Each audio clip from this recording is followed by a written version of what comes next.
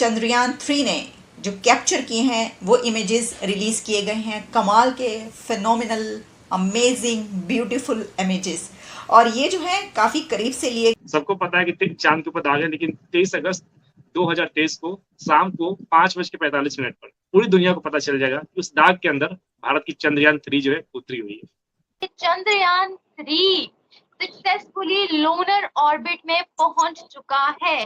तो साथ में पहला मुल्क होगा जो साउथ पोल पे लैंड करेगा। आज तक साउथ पोल पे ना अमेरिका ने लैंड किया, ना यूएसएसआर ने किया, ना चाइना ने किया, क्योंकि वो सबसे मुश्किल है वहां पर लैंडिंग करवाना। वो कामयाब हुए हैं चांद पर पहुंचने में, और हम कामयाब हुए हैं अपने एक और वजीर आजम को जेल में भेजने में।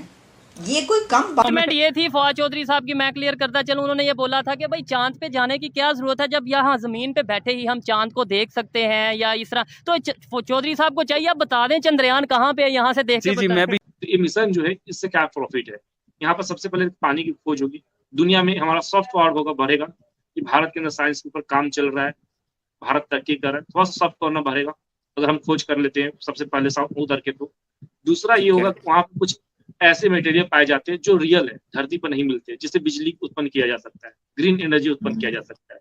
तो आने वाले समय 50 साल 100 साल बाद ऐसी टेक्नोलॉजी आ जाएगी जब हम चांद से सामान को भारत में की पृथ्वी पर ला सकते हैं। जब मैंने कहा कि आने वाले चंद सालों में इंडिया जो है ना इकोनॉमी वाइज दूसरे नंबर तीसरे नंबर पे आएगा, लोगों ने मेरा मजाक बनाया था। आने वाले टाइमों में मैं लिख के दे रहा हूँ, दूसरे नंबर पे आएगा, तीसरे पे नहीं आएगा, और ये आपको नजर आएगा चाइना के बाद।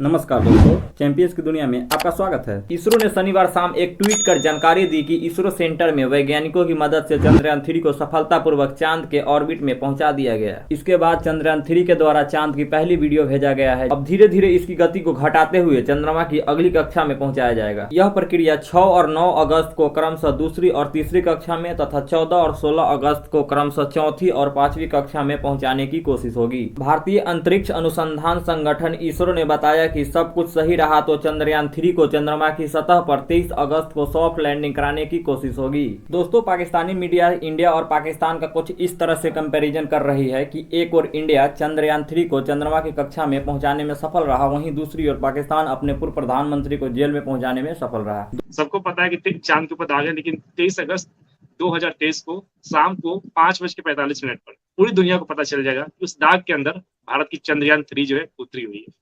क्योंकि सबको पता है चांद पे जा रहा है, चांद पे लैंड कर रहा है ये वो, लेकिन है क्या एक्चुअल में, इसका काम क्या है, इसका पर्पस क्या है, वो थोड़ा सा अगर हमारे व्यूअर्स को बताते चले। बिल्कुल देखिए, चंद्रयान 1 जो था हमारे यहाँ जो शुरुआत हुई थी, इसके समय पानी की खोज हुई थी चंद्रमा के ऊपर, और दुनिया में पहला देश भारत बना जो चंद्रमा पर जाकर पानी की खोज किया, जो कि बर्फ की अवस्था में मिली।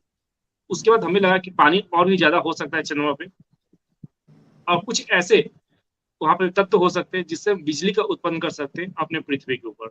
ठीक है, तो पहला मिशन हमने पानी की खोज किया, काफी सफल रहा। दूसरा मिशन हम चंद्रमा के दक्षिणी ध्रुव पर, जहां अंधेरा होता है, जहां सूरज की रोशनी नहीं पहुंचती, वहां उतारने की कोशिश कर रहे थे, क्योंकि उत्तरी ध्रुव पर रसिया, अमेरिका और चाइना पहले ही उतर चुका है।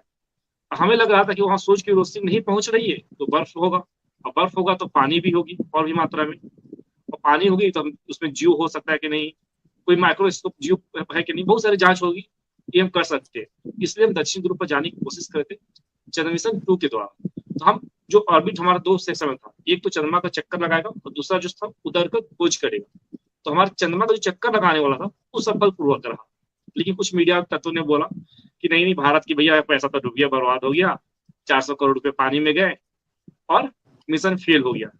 लेकिन कोई बात नहीं, हमने दूसरे में 95% हमने सही काम किया, 5% के लिए मिस हो गई, लेकिन तीसरी बार उम्मीद की जा रही है कि हम जो है बहुत आसानी से कर सकते हैं। पिछले बार हमने 400 करोड़ रुपए खर्च किए थे, इस बार में लगभग 600 करोड़ रुपए खर्च कर रहे हैं। आपको बताएं, बॉलीवुड की एक मूवी आई है हाल ही में ब्रह्मास्त्र करके, उसमें 600 करोड़ रुपए लगा था बनने में, उतना में एक मूवी आई है और जो फ्लॉप हुई थी, सुपर हिट उतना ज्यादा हुई नहीं।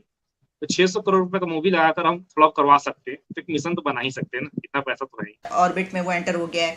23 अगस्त को जो है वो ये कहा जा रहा है कि रोवर लैंड करेगा। अब इसमें एक और तीसरी कामयाबी होगी, यानी जाहिर है कि आप देखते हैं कि इसके स्टेप्स होते हैं ना, ये जो मिशंस भेजे जाते हैं तो कामयाब हो गया। अब तो ये पता चल गया, अब जो रोवर है वो मज़ीद इसके बारे में क्या तलाश करेगा वहाँ से।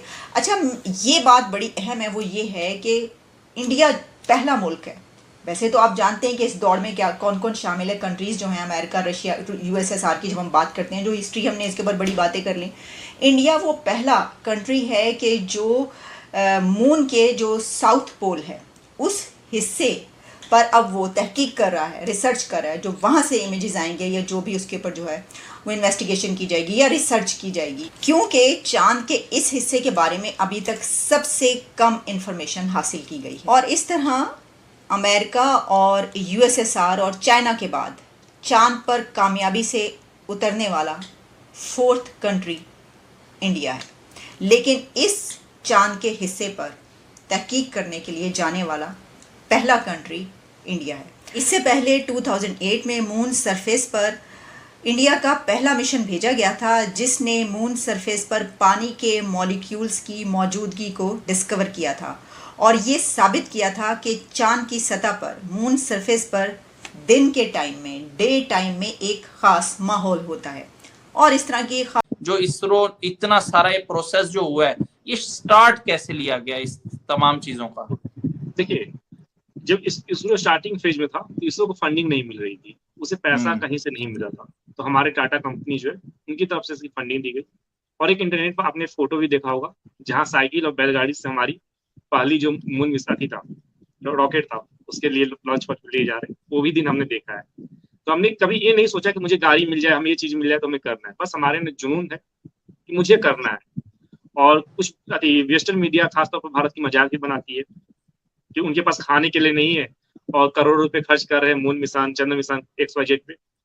लेकिन आज वही वेस्टर्न कंपनी जो कंट्री है, बड़े बड़े सो कॉल, उनकी मून मिशन या फिर उनके जो भी यान है या फिर जो भी रॉकेट है, भारत छोड़ रही है सैटेलाइट को सस्ते दाम, उनसे अच्छे क्वालिटी की छोड़ रही है। तो भारत कर रहा है। भारत दुनिया का उस मिडिल क्लास फैमिली की तरह है जो चाहता है कि मेरा बच्चा पढ़े भी, अच्छा कपड़ा भी पहने और भविष्य मेरा उज्जवल हो। इसके लिए कुछ बजट भी करे, कुछ अच्छा काम भी करे, कहीं निवेश भी करे। तो ये हमारा निवेश है। और निवेश जो हमने पिछले 30 साल में हमने किया था, आज उसको हम उसका फल ले रहे हैं।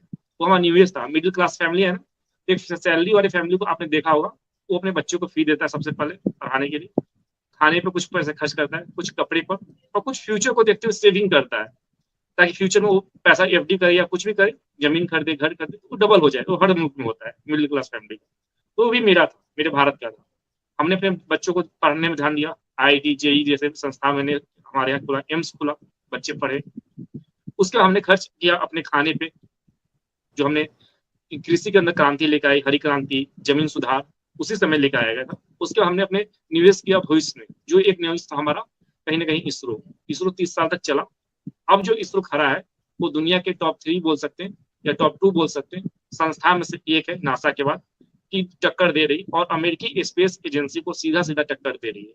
अभी दोस्तों, वीडियो पसंद आया हो तो लाइक, कमेंट और शेयर करना ना भूलें। इसी तरह के वीडियो को देखने के लिए यदि आप हमारे चैनल पर नए हैं तो चैनल को सब्सक्राइब करके बेल आइकन को दबा दें ताकि वीडियो सबसे पहले आप तक पहुंचे। जय हिंद।